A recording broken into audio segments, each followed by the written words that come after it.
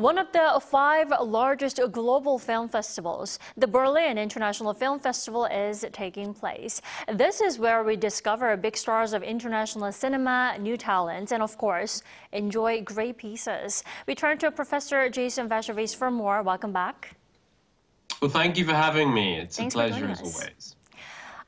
I would first like to shed light on the Kenyan actress Lupita Nyong'o, who became the first black head of the jury. This is a first in the award's 74-year history, isn't it? Yeah, it's hugely significant.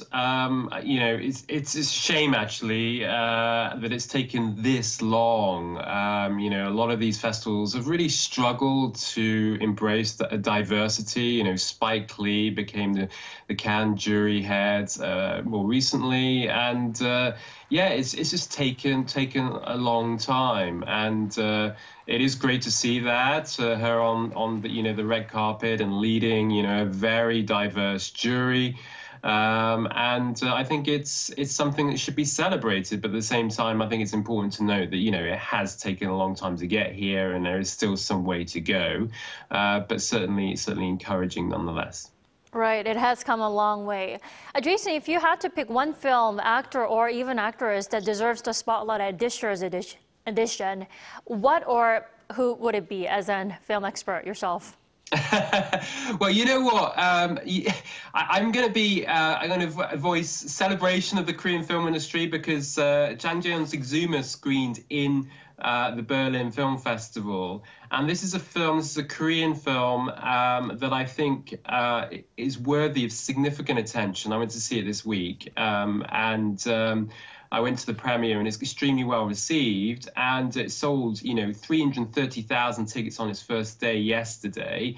And this is really encouraging. I think it's something that, the industry has been struggling over recent weeks and months or even years. And we now have a film that's doing very well in cinema, that's screened in Berlin. There are a lot of films at the Berlin Film Festival, and there is a danger that, that some of these can get buried.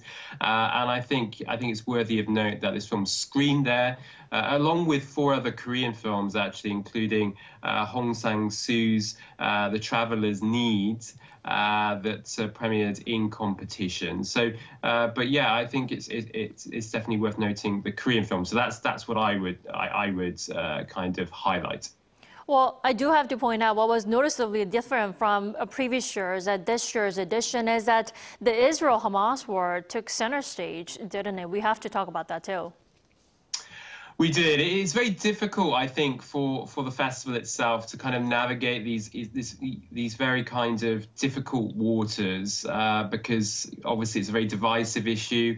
No Other Land, this is a documentary that was put together by a collective of Palestinian and Israeli filmmakers, which explores how a West Bank community is resisting the Israeli army. That's a film that I think has been very warmly embraced at the festival.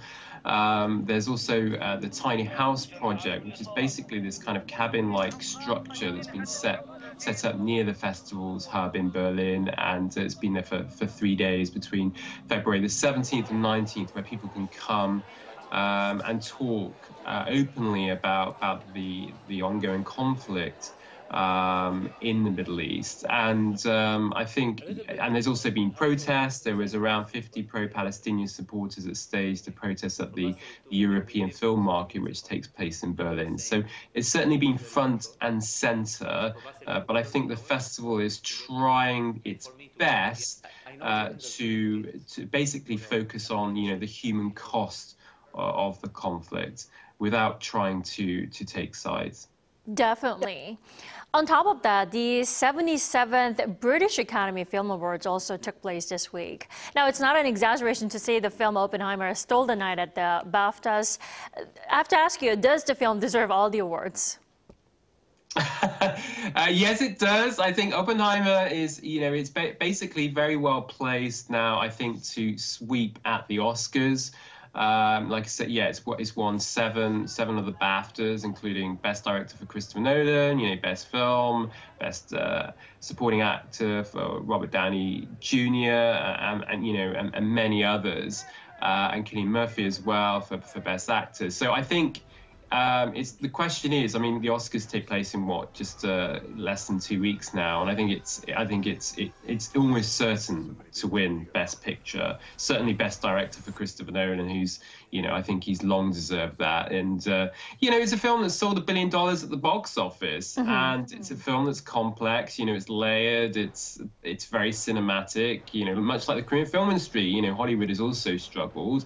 Not quite as badly as Korea, but nonetheless, it has pulled in audiences. That and Barbie, the so-called kind of Barbenheimer phenomena that really got people excited again. And Barbie hasn't really caught on in the same way at the Oscars that Oppenheimer has. But as a critic, I love Barbie. I absolutely loved it. But Oppenheimer, it is a masterpiece and deserves every Academy Award that's coming its way.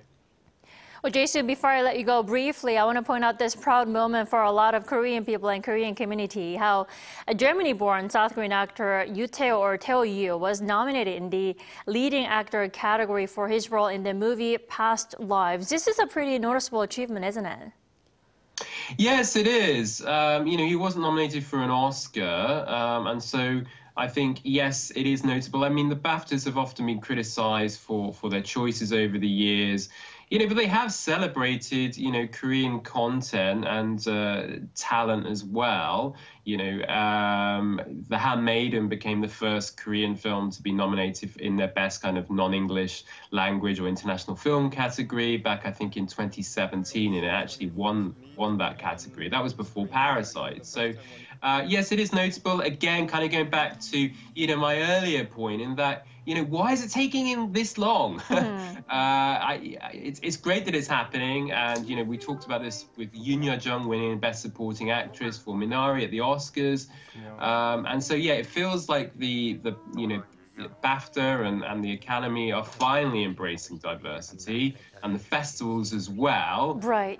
But it's taken a bit of a while to get here. Right. Slowly but surely. Slowly but surely. Right. Yeah. All right, Jason. Thank you so much for joining us this morning. You have a great day. You too. Thank you for having me. Bye-bye.